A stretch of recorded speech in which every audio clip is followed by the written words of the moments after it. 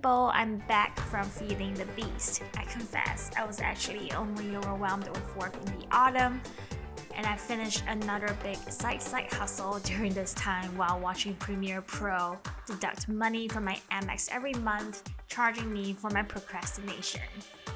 Over the winter, as I blew out my aromatherapy organic gluten-free bougie candle, it somehow reminded me of Brownian motion and its role in contributing to the theory of random walk. Which reminded me of how, given a few assumptions, short-term asset prices are like random walks and their fluctuations are almost impossible to grasp. In this video, my aim is to prove that technical trading of financial instruments is unscientific and is an extremely high-risk endeavor with no solid basis for its various propositions. Supernormal profits could have been gained with just technical analysis, but this is largely due to the self-fulfilling performative behavior of markets and luck. If you have no idea what I'm saying, watch on and hopefully it gets clearer. First, let's start with the all-important question of what the hell is science? What are we even saying when we say something is backed by science? We are probably so used to casually mentioning the term science that we have never put too much thought into it every time we say that word. I mean, before Einstein, everyone thought Euclidean geometry and Newton's laws were the truth of this world, till proven otherwise by Einstein's theory of relativity.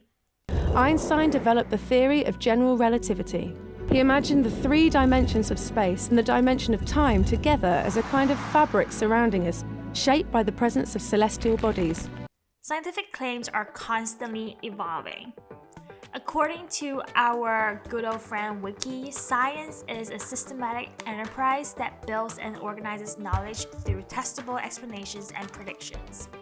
The most widely accepted test for whether something is scientific is the criterion of falsifiability that the influential philosopher of science Karl Popper proposed.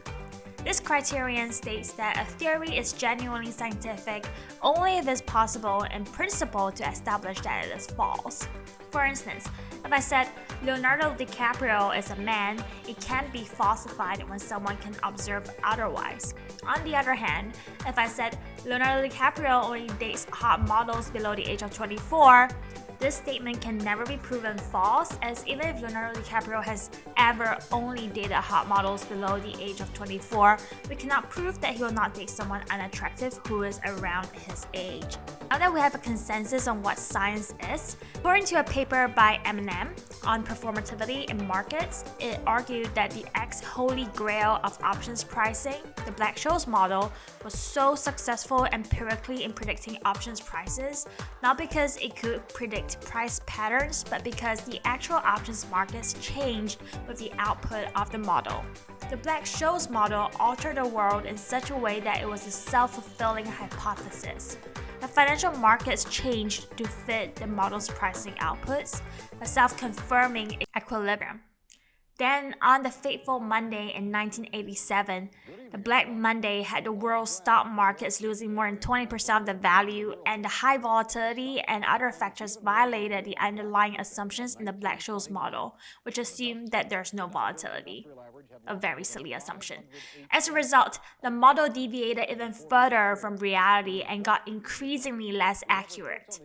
Technical trading is very much like how traders used to rely on the Black-Scholes.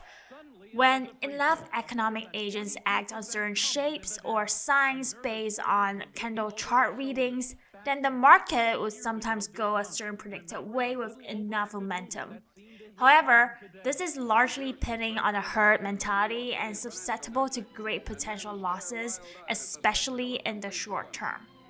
As a general rule of thumb, most people should not be day trading and looking to profit off of short-term random fluctuations in prices. I mean, if you are George Soros, sure, but I bet Georgie's never used a candle chart when he broke the Bank of England back in the day.